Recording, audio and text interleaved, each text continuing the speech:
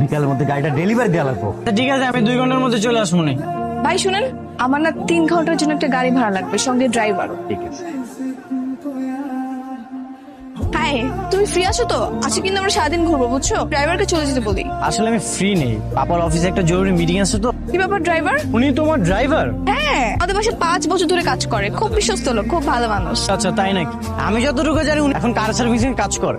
কিন্তু তোর মতো বাটপারি করে না। ড্রাইভার কিসব বাজে বাজে কথা বলতেছো? কি করব?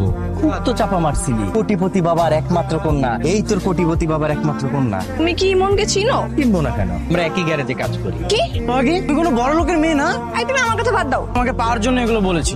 এসব ফালতু মেয়ের সাথে কথা বলে সময় নষ্ট না করে তাড়াতাড়ি গ্যারেজে, অনেক কাজ আছে। তোমাকে আমার সত্যি সত্যি অনেক ভালো লাগে। আসছে, ভাল লাগে। আমাকে ছাড়া না তুমি অন্য কাউকে বিয়েও করতে পারবো না। আমি দেখে নিবো। দেখা নিব না, তুই কি করস?